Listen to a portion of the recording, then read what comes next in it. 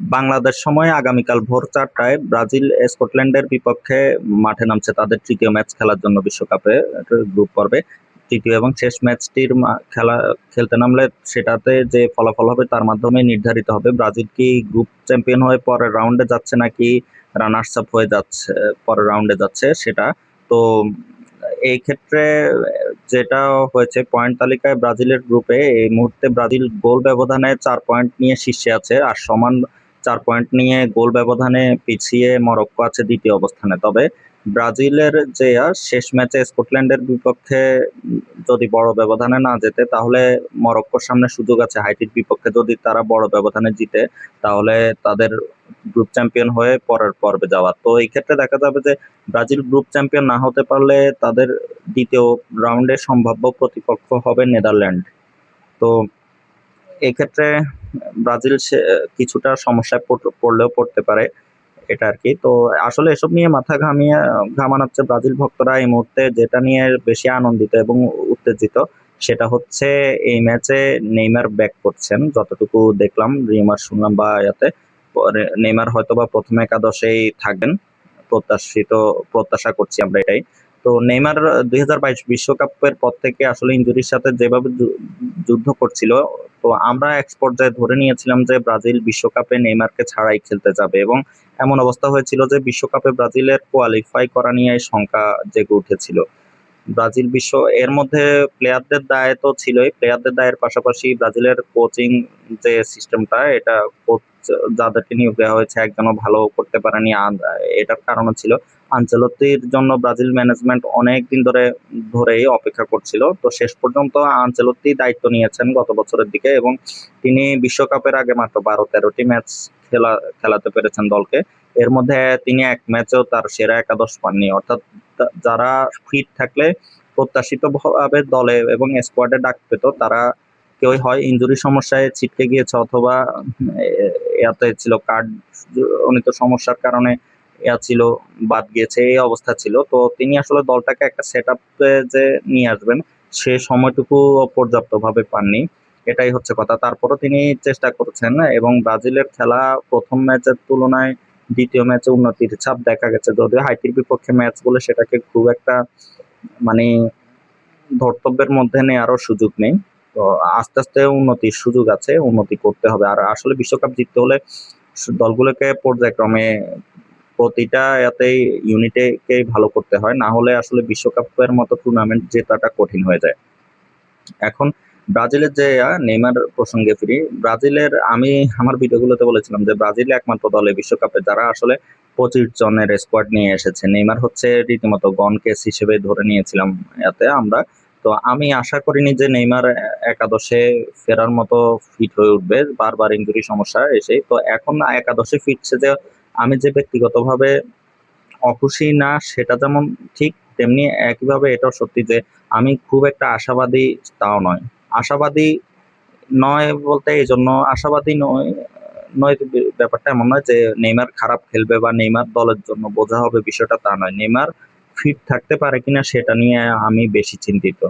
Neymar fit থাকলে নেইমারের perform নিয়ে নিয়ে কিন্তু ক্লাব এবং জাতীয় দলে কোনো সময় কথা ওইভাবে ওঠেনি। নেইমারের বাজে ম্যাচ গিয়েছে এরকম খুব কমই সময় এসেছে। মানে আমরা যদি দেখি ক্লাব এবং ন্যাশনালের হয়ে তাই যে পারফর্ম তাতে হয়তো দেখবো যে মানে হাতে গোনা হয়তো দুই একটি ম্যাচ খুঁজে পাওয়া মুশকিল যে নেইমার তার মানে ক্যালিবার অনুসারে পারফর্ম করতে পারেনি।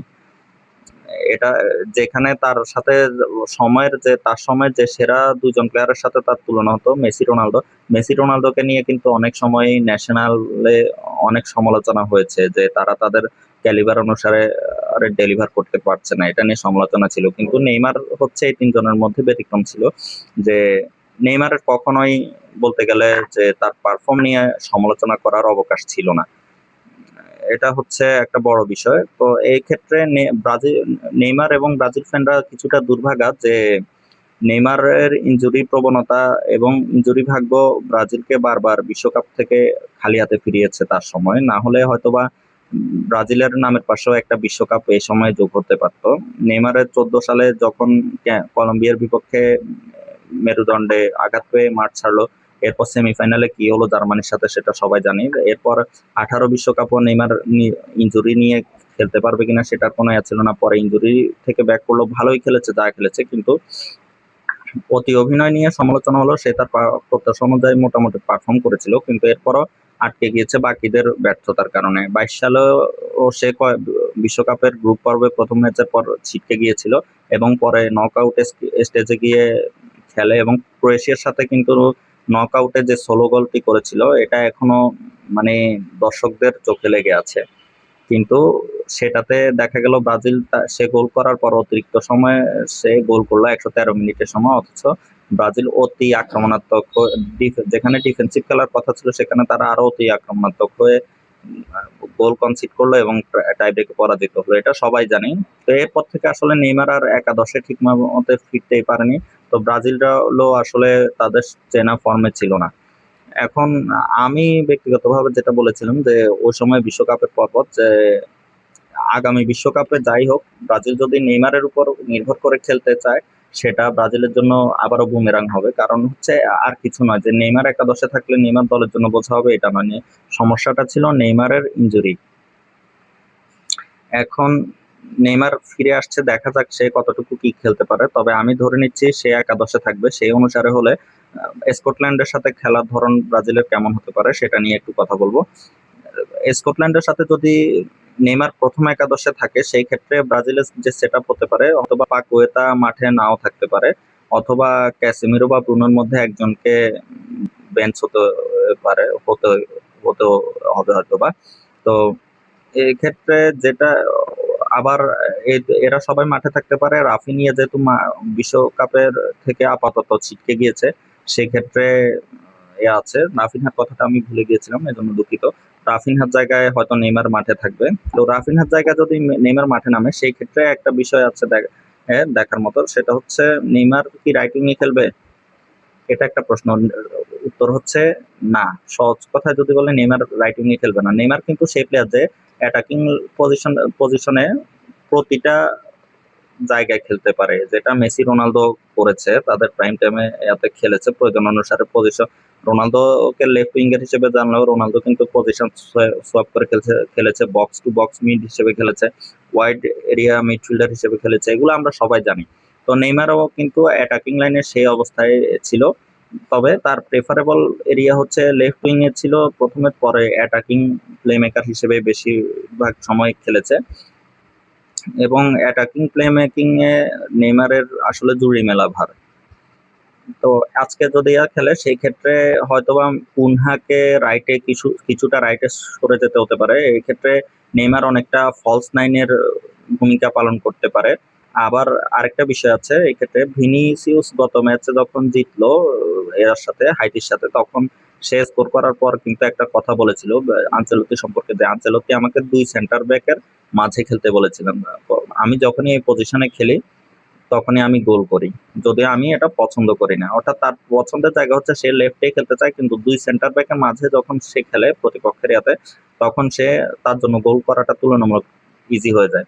তবে আজকে যদি নেইমার মাঠে নামে সেই ক্ষেত্রে হয়তোবা ভিনিসিয়াস তার প্রেফারেবল জায়গা যেটা লেফট উইং সেখান থেকে গেম অপারেট করার চেষ্টা করবে। এবং ভিনিসিয়াসের জন্য এই ক্ষেত্রে কিন্তু অনেকে হয়তো এটা মনে করতে পারেন যে নেইমারের সাথে ভিনিসিয়াসের উপর আলো কমে যাবে কিনা, আলো পড়ার মানে নেইমারের উপর থেকে লাইমলাইট সরে যাবে কিনা, সেটা হয়তো যেতে পারে। যে তবে গেলে নেইমার যদি ফিট থাকে সেই ক্ষেত্রে আমি বলবো এটা ভিনিসিয়াসের জন্য ভালো হতে পারে, কারণ ভিনিসিয়াস তখন রিলিফ মানে প্রেসার রিলিজ হবে বেশি হয়ে যাবে এবং সে মুক্ত বিহঙ্গের মতো খেলতে পারবে। আর এই ক্ষেত্রে একটা উদাহরণ দিতে পারে যে রিয়াল মাদ্রিদের লাস্ট যে চ্যাম্পিয়ন্স লিগটা জিতেছিল সেই ক্ষেত্রে সেখানে জুড বেলিংহাম কিন্তু ফলস নাইন হিসেবে খেলেছিল আনচেলত্তির অধীনে। রড্রিগো রাইটে থেকে খেলতো এবং ভিনিসিয়াস লেফটে খেলতো। আর ওই অবস্থায় দেখা গেছে ভিনিসিয়াস, জুড, রড্রিগো উভয়ই কিন্তু তিনজনই 20+ গোল স্কোর করেছিল এবং অ্যাসিস্টেও তারা প্রায় প্রায় 40+ অ্যাসিস্ট করেছিল তিনজনে মিলে। তো এক্ষেত্রে মানে এবার যেটা হবে এই তিনজন এক্ষেত্রে যদি নেইমার মাঠে নামলে সবচেয়ে বড় সুবিধা হবে ভিনিসিয়াস কিন্তু প্রেসার ফ্রি হিসেবে খেলতে পারবে এবং এক্ষেত্রে তার আরো পারফরমেন্সটা বেটার হওয়ার সুযোগ আছে। সে যে লিড দিতে পারবে, লিড দিতে সক্ষম ব্রাজিলকে, সেটা কিন্তু সে ২ ম্যাচে তার ক্যালিবার এবং সে অলরেডি শো করেছে। তো এটা নিয়ে হওয়ার কিছু নেই, বরং সে যদি এটা করতে পারে, ব্রাজিলের জার্সির জন্য নিজেকে উজাড় করে দিতে পারে, তাহলে এটা ব্রাজিলের জন্য ভালো। সাথে নেইমারের উপরও প্রেশারটা কমে যাবে এবং ব্রাজিল টিম যেটা অ্যাটাকিং এর যে সমস্যাটা, কানেকশনটা এটা অনেকাংশে হয়ে যাবে। ব্রাজিলের যে মিডফিল্ডের সাথে যে কানেকশনের সমস্যাটা, এটা কিন্তু নেইমার যখন থেকে ব্রাজিল দলে খেলছে তখন থেকে এটা দেখা যায় যে নেইমার যদি না থাকে, দেখা যায় যে ব্রাজিলের টিম ওইভাবে করতে পারে না, যে তাদের অ্যাটাকে যে কানেকশনটা অ্যাটাক এবং মিডফিল্ডের মধ্যে এটা ভারসাম্য থাকে না। নেইমার সেই ভারসাম্যটা আনতে পারে। তো নেইমারের এই বয়সে একটা বিষয়, তারপরে আমি বলবো নেইমারের কাছ থেকে আমার এই অবস্থায় যে সে খেলতে পারলে এটাই অনেক কিছু। আসলে তার কাছ থেকে আমি খুব একটা করে তার প্রত্যাশা রাখতে বলবো না সমর্থকদেরকে, তা আপনারা হতাশ হতে পারেন। আপাতত সে খেলছে, এটাই হচ্ছে আমাদের জন্য আনন্দের বিষয়। আমি ব্যক্তিগতভাবে চাইবো ভিনিসিয়াসরা নেইমারকে সহায়তা করুক, যাতে নেইমার তার স্বাভাবিক খেলাটা খেলতে পারে। নেইমারের কিন্তু এখন আর ৪ বছর আগের যে নেইমার ছিল সেটাও নেই। ১৪ সালে নেইমার তো নেই, ১৮ সালে নেইমারও নেই, ২২ সালে সেটা তো বাদ দিলাম। সে ২২ সালে যে নেইমার খেলেছে সেই নেইমারও এর যে ছিটেফোঁটা আছে কিনা সেটাও আমরা নিশ্চিত নই, কারণ নেইমার তার ক্যালিবারটা করতে পারেনি এবং নেইমারের বয়স এবং অনুসারে তার যে এটাই, মানে এই মুহূর্তে তার গতি, ড্রিবল পাওয়ার অনেকাংশে কমে যাওয়ার কথা। তো দেখা যাক তারপরও সে তার স্কিল শো করতে পারে কিনা। আর তার প্রতিপক্ষ হচ্ছে স্কটল্যান্ড হতে পারছে যে স্কটল্যান্ডের বিপক্ষে ব্রাজিলকে আসলে শুধু জিতলে হবে না, ব্রাজিলকে জিততে হবে, একটু বড় ব্যবধানে জেতার চেষ্টা করতে হবে। কারণ হচ্ছে যদি গ্রুপ রানার্স আপ হয় তাহলে তারা দ্বিতীয় পর্বে নেদারল্যান্ডকে পাবে, এটা একটা বিষয়। আবার গ্রুপ রানার্স আপ হলে তারা অন্য অর্ধে চলে যাবে। ইয়াতে গ্রুপ রানার্স আপ হিসেবে হলে তারা যদি সেক্ষেত্রে ক্রোয়েশিয়া বা পানামা বা অন্য যারা আছে, সরি, ক্রোয়েশিয়া, জাপান যাদেরকে পাবে দিতে পারে। সেক্ষেত্রে তাদের বিপক্ষে যদি জিততে পারে, পরের পর্বে হয়তো বা সহজ প্রতিপক্ষ পেতে পারে। না হলে নেদারল্যান্ডে মানে এই রাউন্ডে যদি তাদের গ্রুপ চ্যাম্পিয়ন হয়ে ওঠে, তাহলে আবার গ্রুপ রানার্স আপ হিসেবে যাদেরকে পাক ওই নেদারল্যান্ডের গ্রুপ থেকে, কিন্তু দেখা যাবে যে কোয়ার্টারে গিয়ে ফ্রান্স অথবা নরওয়ের সাথে দেখা হতে পারে। তো নরওয়ে, ফ্রান্স কিন্তু এই বিশ্বকাপের অন্যতম শক্তিশালী দল হিসেবে বিবেচিত হচ্ছে। ব্রাজিলের যে অবস্থা, আমি আগেও বলেছি, এখনো বলছি যে নেইমার ফিরছে, ঠিক আছে, নেইমার যদি ফিট থাকতে পারে ব্রাজিলও মানে অন্যতম শিরোপার দাবিদার হয়ে উঠবে, এটা নিয়ে আমি অন্তত কোনো ডাউট রাখি না। কিন্তু এখন পর্যন্ত যেটা বলবো যে ব্রাজিলের সমর্থকরা এই বিশ্বকাপে নিজেদের মানে দল নিয়ে খুব একটা আশা রাখলে হতাশ হতে পারেন। অন্য ২২ বিশ্বকাপের দলের তুলনায়ও এই দলের সমস্যাটা হচ্ছে এই দলে প্লেয়ার আছে, ভালো প্লেয়ার আছে, কিন্তু এই দলের প্লেয়ারদের মধ্যে যে নেতৃত্ব এবং সেটার অভাব আছে। এখনো অনেক কাজ করা বাকি। নেইমার ফিরছে মানে নেইমার ফিরে কেমন পারফরমেন্স করবে সেটা নিশ্চয়তা নেই। তো ম্যাচ বাই ম্যাচ আসলে উন্নতি করতে হবে জিততে হলে। তবে আমি এই ক্ষেত্রে আনচেলত্তির উপর ভরসা রাখছি। আনচেলত্তি কিন্তু সেই কোচ যে প্লেয়ারদের থেকে বেস্ট আউটপুটটা বের করে আনতে সক্ষম এবং বের করে আনতে পারেন। তিনি এ কাজ বহুবার করেছেন এবং তার সবচেয়ে বড় গুণ হচ্ছে মানে খুব কম প্লেয়ারই আছে তার অধীনে খারাপ করেছে। এটা এখন পর্যন্ত খুব কম প্লেয়ার আছে যে তার অধীনে নিজের সেরাটা দিতে পারেনি। এটা কিন্তু খুব রেয়ার সিবির, মানে কোচদের মধ্যে এরকম সিবির কোচ পাওয়া কঠিন। তো আনচেলত্তির উপর আমরা ভরসা রাখছি যে আনচেলত্তি নেইমারকে দিয়ে তার বেস্ট আউটপুটটা বের করিয়ে আনবেন এবং নেইমারও ফিট থেকে তার সেরাটা দেবে। এর সাথে ভিনিসিয়াসরা, ম্যাথিয়াস কুনহারা সবাই জ্বলে উঠবে। তো সে পর্যন্ত সবাই ভালো থাকুন, আমরা সেই আশায় থাকি। আর সে পর্যন্ত সবাই ভালো থাকুন, সুস্থ থাকুন এবং সবার জন্য শুভকামনা রইলো। আর আরেকটা বিষয় হচ্ছে, আমার ভিডিওগুলো যদি নিয়মিত পেতে চান তাহলে আমার YouTube channel the sports lab, সেটাতে আপনারা সাবস্ক্রাইব করে রাখতে পারেন, তাহলে আমার ভিডিওগুলো সেখানে নিয়মিত পাবেন এবং আমার এতে কমেন্ট বক্সে ভিডিও লিংক, ইউটিউব চ্যানেলের যে লিংক সেটা পেয়ে যাবেন আপনারা। আর কি, তো সে পর্যন্ত ব্রাজিলের ম্যাচটা উপভোগ করুন। সে পর্যন্ত সবার জন্য শুভকামনা রইলো এবং ভালো থাকুন, সুস্থ থাকুন। ধন্যবাদ সবাইকে।